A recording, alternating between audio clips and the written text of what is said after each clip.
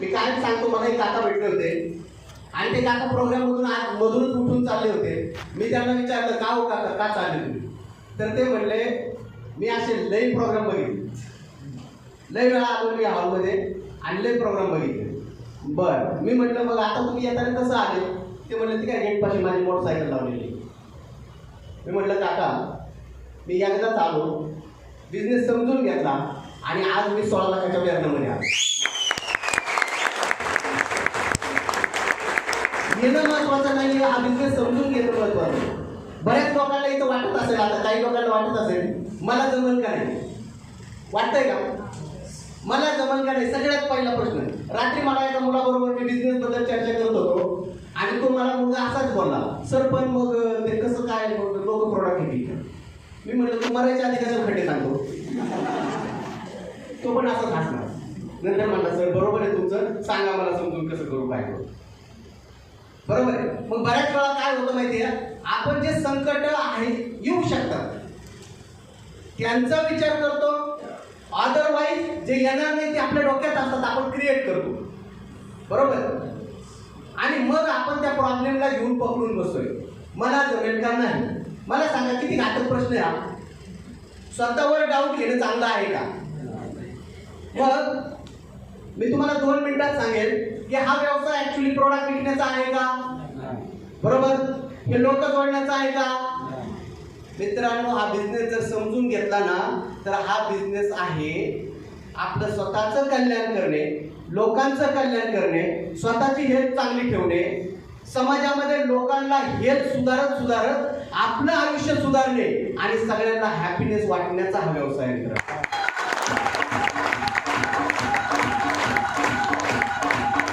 मला सांगा, जे काम आज आपण करतोय, तुम्ही तुमच्या जॉब मध्ये किंवा तुमच्या कुठल्याही कामामध्ये तुम्ही जे काम करताय ते काम तुम्ही आनंदाने करताय का? ते तुम्हाला आवडतंय का?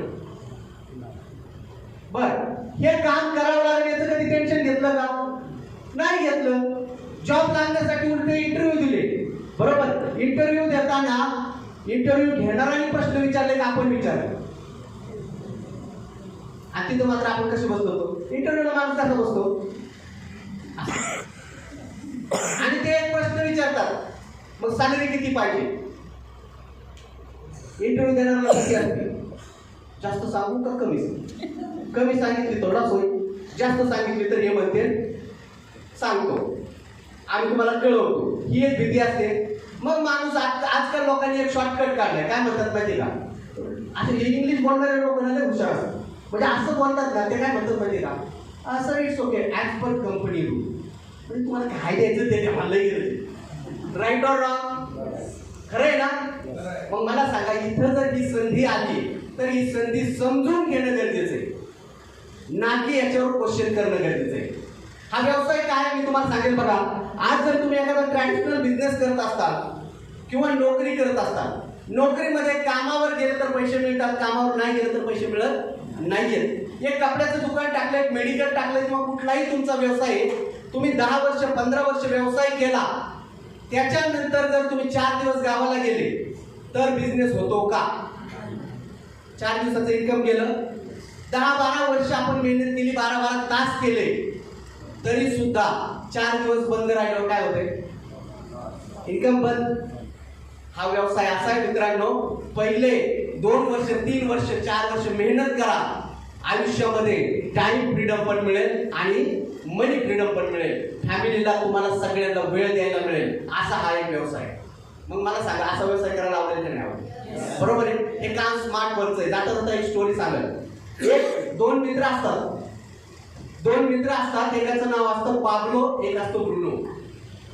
त्या दोघांचं काम काय असतं? एक गाव असतं, त्या गावामध्ये पाण्याची सोय नसते आणि हे दोघं बेकार असतात. हे काम शोधत असतात आणि त्या गावामध्ये पाण्याचा प्रॉब्लेम होता. लांब एक असं उंचावर एक तळ होतं, त्या तळ्यातून लोक पाणी आणायचे पण त्रास व्हायचा लोकांना. मग यांनी एक नवीन डोकं लावलं. हे तिथल्या गावातल्या मुखियाकडे गेले, त्याला म्हणले आम्हाला काहीतरी काम द्या. तो म्हणला तुम्ही एक काम करा, त्या तळ्यातून तुम्ही बकेट भरून पाणी आणून गावात विका. त्यांनी काम चालू केलं. आता काम चालू केल्यावर चांगले पैसे पण मिळायला लागले. पण हे काम करत असताना तो जो पाबलो होता ना, त्याच्या डोक्यात एक आयडिया मग त्यांनी एक दिवस काय केलं, काम संपल्यानंतर ब्रुनोला घेऊन बसला आणि त्याला एक आयडिया शेअर केली. तो म्हणला आपण एक काम करूया, आपण जर तिथून इथं पाईपलाईन केली तर. आता ब्रुनो काय म्हणला, वेळा आहे तुम्हाला, असं कुठे होत असतं का म्हणला. आपल्याला वेळ कुठे आहे, उलट आपण काय करू, आपल्याकडे जेवढा वेळ उरतोय तो वेळ पण आपण तिथं देऊ. म्हणजे आजकाल लोक करतात ना 12 तास 15 तास, बरोबर. आणि मग त्यांनी काय केलं माहितीये का, पाब्लोच्या डोक्यात मात्र फिरत होतं. ब्रुनोने याच्यातून आयडिया घेतली आणि तो दोघांची सुट्टी झाल्यानंतर सुद्धा तो एक ट्रिप जास्त मारायला लागला. त्याच्यानंतर त्याच्या डोक्यात आणखी एक आयडिया आली. त्यांनी बकेटची साईज वाढवली आणि तो डबल पाणी आणायला लागला. आता मला सांगा, पैसे वाढणार का नाही वाढणार? त्याचे पैसे वाढले, पण ह्याच काळामध्ये पाब्लो काय करत होता, त्यांनी हळूहळू पाईपलाईन खोदायचं काम चालू केलं. तो काम करायचा आणि उरलेल्या वेळामध्ये पाईपलाईन खोदायचा. आता पाब्लोला लोक शहाणा म्हणत असतील का वेळा? सगळे लोक वेळा म्हणायचे, ब्रुनो पण त्याला वेळा म्हणायचा. आता ब्रुनोकडे पैसे भरपूर आले. ब्रुनोने एक गाय विकत घेतली, कोंबड्या पाळल्या, अजून काय काय त्यांनी घर बनवलं. आता शहाणा कोण दिसत होता? ब्रुनो शहाणा दिसत होता ना. पैसे पण कमवत होता, संध्याकाळी पार्टी पण करायचा, मजा पण करायचा. हा पाब्लो मात्र विचार आहे ना, काम संपलं की पाईपलाईन खोदायचा. आणि मित्रांनो, असं करत करत करत एक दिवस असं झालं, ब्रुनो थकून गेला. आता त्याला पाणी आणणं, मोठी बकेट आणणं शक्य नव्हतं. आता कमी कमी क्वांटिटी यायला लागली. पण इकडे मात्र पाब्लोची पाईपलाईन तयार झाली होती. आणि पाब्लोने काय केलं माहितीये, पाब्लोने गावागावामध्ये घराघराकडे कनेक्शन दिले आणि प्रत्येक नळाला एक मीटर लावला. आणि आता मात्र पाब्लो घरात होता, मजा करत होता. लोक पैसे टाकायचे पाणी घ्यायचे, पैसे टाकायचे पाणी घ्यायचे. काय लक्षात आलं? तुम्हाला कोणासारखं काम करायला आवडेल? पण बरेच लोक ब्रुनो बनले. मी ज्यावेळेस बिझनेसला सुरुवात केली त्यावेळेस मला पाब्लो सारखंच लोक शिवाय घालत होते. हा काय कामाचा नाही, याच्याने काय होणार नाही, हे चुकीचं काम करतोय, टूथपेस्ट साबण विकायला लागलाय, डबडे विकायला लागलाय, असं लोक म्हणत होते. पण लोकांना माहित नव्हतं आम्ही पाईपलाईन खोदत होतो की आमची पाईपलाईन जेवढे पण इतर लोक बसलेत ना, हे सगळ्यांचे पाईपलाईन खोदायची कामं चालू आहे. मग कधी कधी ना असे जे धडपडणारे लोक असतात ना, हे लोकांच्या नजरेत धड नसतात. असे धडपडणारे लोक लोकांच्या नजरेत धड नसतात, कारण की सारखी धडपडत असतात, पुढत असतात. पण नॉर्मल लोकांना हे माहीत नाही, ही सगळी लोक पडता पडता घडत असतात. मित्रांनो, या इंडस्ट्रीमध्ये येण्याच्या अगोदर जर बघितलं तर शिक्षण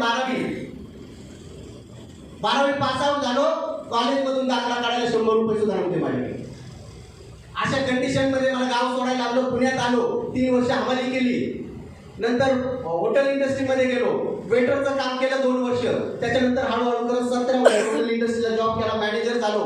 त्याच्यानंतर मोठं व्हायचं आयुष्यामध्ये म्हणून छोटे मोठे व्यवसाय केले. जसं बकेट वाढलं ना, साईज वाढली, मग तसं जॉब बरोबर मी पोल्ट्री टाकली. तसं जॉब बरोबर मी एक प्लेसमेंटचं ऑफिस टाकलं, एक हॉटेल चालवायला घेतलं. आणि काहीच नाही जमलं, शेवटी भोसरी चाळीमध्ये राहत होतो, जुने कपडे पण शिवले, लेडीज अंडर गार्मेंटचा व्यवसाय करून बघितला, पण थकून गेलो, काहीच झालं नाही. पण ज्या दिवशी मित्रांनो असा प्लॅन बघितला, प्रोग्राम बघितला आणि मला पाब्लो सारखी बुद्धी सुचली, मला पाईपलाईन टाकायचं समजलं. आणि मित्रांनो त्याचा परिणाम असा झाला, जे 17 वर्षात करताना आलं मित्रांनो, या बिझनेसमध्ये आलो, 3 ते 4 वर्ष मेहनत केल्यानंतर तिथून अचिव्हमेंटला सुरुवात झाली. आयुष्यात कधी वाटलं नव्हतं कार घेऊ शकतो. पहिली कार घेतली सेलेरिओ 6.5 लाखाची, 3 वर्ष वापरली आणि आता 16 लाखाची टॉप मॉडेल वेरना वापरली.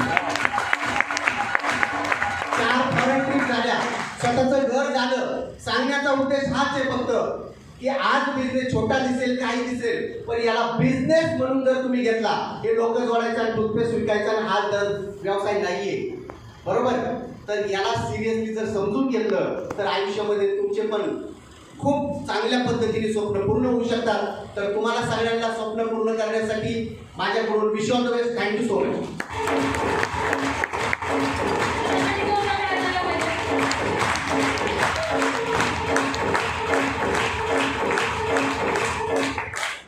त्यानंतर आपण आशा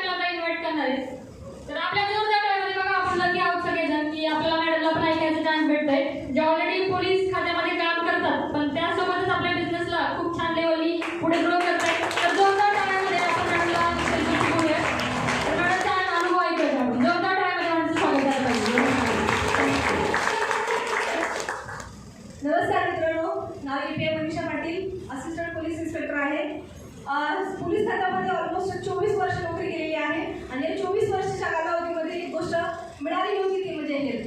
कारण का तर तुम्हाला माहिती आहे पोलिसांचं आयुष्यमान किती धगधगीचं आहे, बरोबर की नाही? कुठली गोष्ट वेळेत नसते आणि त्याच्यामुळे आमची हेल्थ खराब झाली होती. सुरुवातीला आम्ही प्रोडक्ट घेऊन आलो, प्रोडक्ट वापरले, रिझल्ट आले आणि रिझल्ट देता एक पार्ट टाइम कन्सेप्ट म्हणून आज जर पाहिलं तर प्रत्येकाला एक सेक्युअर प्लॅटफॉर्म पाहिजे, बरोबर ना? पैशाशिवाय कुठलीच गोष्ट नाही आहे जगात, बरोबर ना? मग आज पैसा मिळाला तर कुणाला नको आहे? आणि इथे आल्यानंतर समजलं की आपलं नाही तर आपल्या येणाऱ्या पुढच्या पिढीचं पण फ्युचर आहे.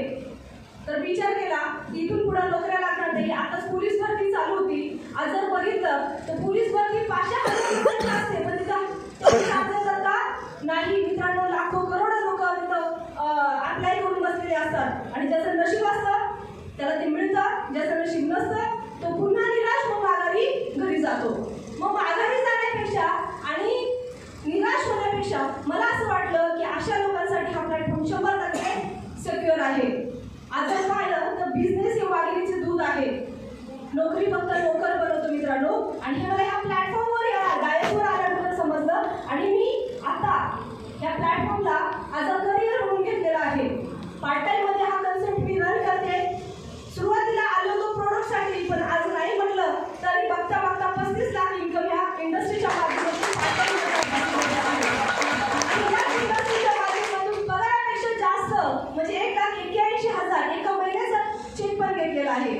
मित्रांनो मला असं वाटतंय आज जर पाहिलं तर आपल्या आजूबाजूला हेल्थचे प्रॉब्लेम आहेत, वेलचेही प्रॉब्लेम आहेत आणि हे दोन्हीही ह्याच डायसवरून ह्याच प्लॅटफॉर्मच्या माध्यमातून लोकांचे सॉर्ट आउट होऊ शकतात. तर मी आले, मी समजून घेतलं. पहिला तर इथं नवीन जे लोक आलेले आहेत त्यांनी आपल्याला ज्यांनी तुम्हाला इथे आणून बसवले आहे त्यांना तुम्ही भेटा आणि कन्सेप्ट समजून घ्या. कुठलीही गोष्ट आज आपण एखादी साडी एखादा ड्रेस घ्यायला गेला तरी त्याची पूर्णपणे पालक केल्याशिवाय घेत नाही, बरोबर ना? का घेता नाही ना? मग इथेही तुम्ही समजून घ्या, डाऊट घेण्यापेक्षा समजून घ्या. कारण का जर नाही समजून घेतलं तर एक चांगली संधी जर गमावू शकता. तर मला असं वाटतं तुम्ही आला इथे ऐकून घेतलं त्याबद्दल धन्यवाद. तुमच्या पुढील वाटचालीसाठी माझ्याकडून खूप साऱ्या शुभेच्छा.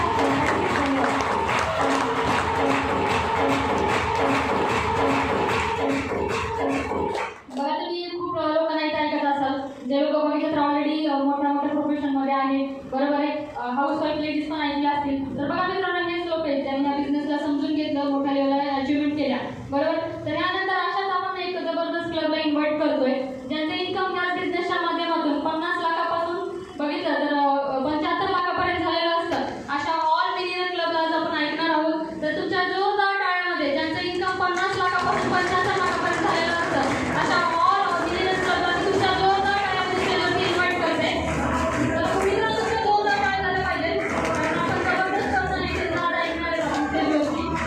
तुमच्या जोरदार टाळ्यामध्ये मी सेलिब्रिटी इन्व्हाइट करते. काकडे फॅमिली त्याच्यानंतर तुम्ही सर सेलिब्रिटीच्या जोरदार टाळ्यामध्ये तुमचं इन्व्हाइट करते. जोरदार टाळ्या झाल्या पाहिजे, जोरदार.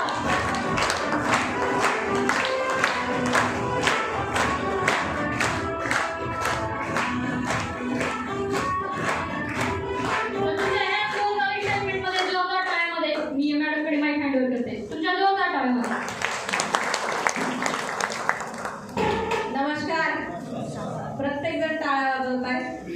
मला वाटतं स्वतःसाठी टाळ्या वाजवल्या पाहिजे.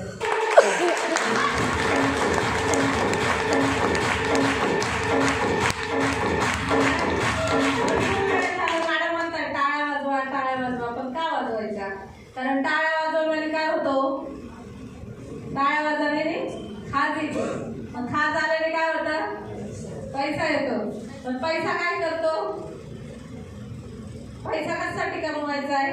या सगळ्या गोष्टींची प्रश्न आहे ना इथं बसल्यावर नाही तर याच्या बसण्या अगोदर पण माझ्या माइंडमध्ये होते. आणि या पैशासाठी आपण सगळेजण सकाळी उठल्यापासून रात्री झोपेपर्यंत धावपळ करत असतो. पण पाहिजे तशी पैसे तर सोड, आपण पाहिजे तसं आयुष्य पण जगत नसतो. आणि अशीच जगणारी मी एक लेडीज मायसेल्फ भाग्यश्री काकडे सरेमध्ये येण्याआधी हाऊसवाईफ होते. आली होती फक्त हेल्थचा रिझल्ट घेण्यासाठी. पण त्या दिवशी समजलं की इथं हेल्थपेक्षा जास्त सगळ्या गोष्टी मिळतात. पण जेव्हा